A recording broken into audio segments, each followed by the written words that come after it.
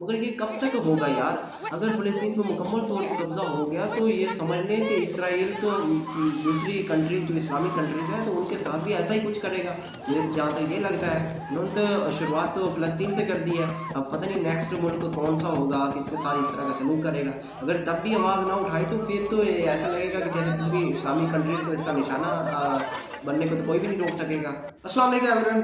Israel का जो मकसद था कि फ़लस्तीन पे इतना तशद्दुद और करना और मिज़ाइल फेंकना, बमबारी करना, लोगों को जान से मारना और यहाँ तक कि मासूम बच्चों का भी इतना तशद्दुद कि यहाँ तक कि मासूम बच्चे भी शहीद हो गए, वो अपने मकसद में कामयाब हो चुका है। क्योंकि गज़ा का जो मगरिब साइड का जो एरिया है तो फ़लस्तीन का जो हालाँकि साइड पे एरिया पड़ता है और इसराइल ने उस एरिया की सफाई करना शुरू कर दिया। वो किस तरह करनी शुरू कर दी है कि वहाँ पर उन्होंने मिसाइल फेंके थे। मिसाइल फेंकने से वो एरिया बिल्कुल बर्बाद हो चुका था और कुछ ऐसे घर थे जो अभी भी सही सलामत मौजूद है थे, मगर वहाँ पर कुछ लोग अभी भी मौजूद है थे जो वहाँ रह रहे थे। उस मकानात को बचाने की कोशिश कर रहे थे, मगर इसराइल उसको भी मुकम्मल तौर पर फना कर रहा है, तोड़ रहा है। आप जाने को कह रही है कि आप यहाँ से चले जाएं और अंदाज़ा लगा लें कि इसराइल तो अपने मकसद पे कामयाब हो चुका है, मगर मुस्लिम इस्लामी जो कंट्रीज़ हैं उन पर कोई असर नहीं पड़ा। यहाँ तक के अंदाज़ा लगा लें कि उन्हें कोई फ़र्क नहीं पड़ा कि भाई वो गज़ा का मगरिब साइड का जो एरिया है वो बिल्कुल सफाया करता जा रहा है। उसका तो मकसद यही था कि फ़लस्तीन को मुकम्मल तौर पर कब्ज़ा कर ले, ताकि पूरे फ़लस्तीन पर इसराइल के नाम के चर्चे रहें। और एक और पैगाम भी देना था पूरी दुनिया को, ताकि कोई भी मुस्लिम कंट्रीज़ हमारे से मुकाबला करती है तो उसका हाल यही होगा। तो आप ये पहले वीडियो देख लें, आपको खुद अंदाज़ा हो जाएगा कि इसराइल का मकसद क्या है। يهدوا واحنا بنبني، يهدوا واحنا بنبني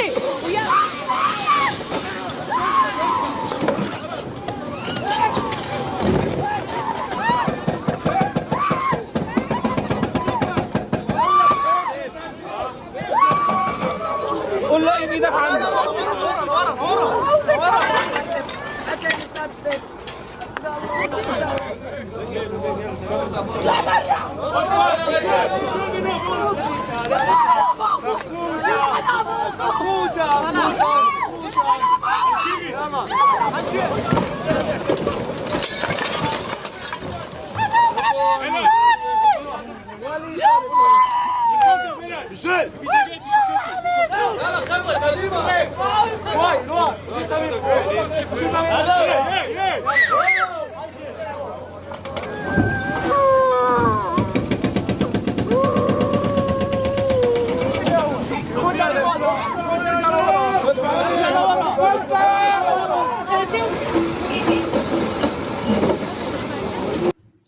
अभी जो आपने वीडियो देखी है आप लोगों को पता चल गया होगा उसका मकसद क्या है। इसराइल का मकसद यही था कि हम फ़लस्तीन पर मुकम्मल तौर पर कब्ज़ा करना चाहता। हालांकि वो जो सामने एक औरत थी वो चीख चीख के कह रही थी कि ये मकान ना तोड़ें, और वो हालांकि एक औरत ने तो झंडा भी लगाया था, लोहे की सलाख थी उसके ऊपर फ़लस्तीन का झंडा, वो भी लहराया।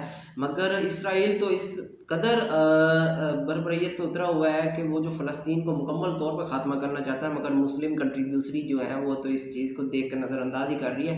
कोई फ़र्क नहीं पड़ रहा उन्हें। अगर उन्हें फ़र्क पड़ रहा होता तो आज ये हालत ना होती फ़लस्तीन की। गज़ा का एक साइड का एरिया तो उन्होंने मुकम्मल तौर पर कब्ज़ा कर ही लिया, क्योंकि अब बिल्कुल सफाया कर देंगे। अब हमास के अगर वहाँ पर लोग मौजूद होते तो ये सब होने ना देते, और उस साइड पे हमास के लोग मौजूद हैं मगर वहाँ पर नहीं है, जो कि इस वजह से इसराइल इस चीज़ का फ़ायदा उठा रहा हो, जिसकी वजह से वहाँ पर क्रेन से मुख्तलिफ मशीनरियों की वजह से वो मुकम्मल सफाया कर रहा है। मगर ये कब तक होगा यार? अगर फ़लस्तीन पर मुकम्मल तौर पर कब्ज़ा हो गया तो ये समझ लें कि इसराइल तो दूसरी कंट्री जो इस्लामिक कंट्रीज़ हैं तो उनके साथ भी ऐसा ही कुछ करेगा। मुझे तो जहाँ तक ये लगता है, उन्होंने तो शुरुआत तो फ़लस्तीन से कर दी है। अब पता नहीं नेक्स्ट मुल्क कौन सा होगा, किसके साथ इस तरह का सलूक करेगा। अगर तब भी आवाज़ ना उठाई तो फिर तो ऐसा लगेगा कि जैसे पूरी इस्लामिक कंट्रीज़ को इसका निशाना बनने को तो कोई भी नहीं रोक सकेगा। इस वीडियो को लाजमी शेयर करना, अगर अच्छी लगी तो लाइक भी कर देना। मुझे ये सब देखकर दिल बहुत दुखता है, मगर मुझे इस चीज़ का भी दुख होता है कि पूरी इस्लामी 1.5 अरब मुसलमान है और इस हवाले से कोई आवाज़ भी नहीं उठा रहा है।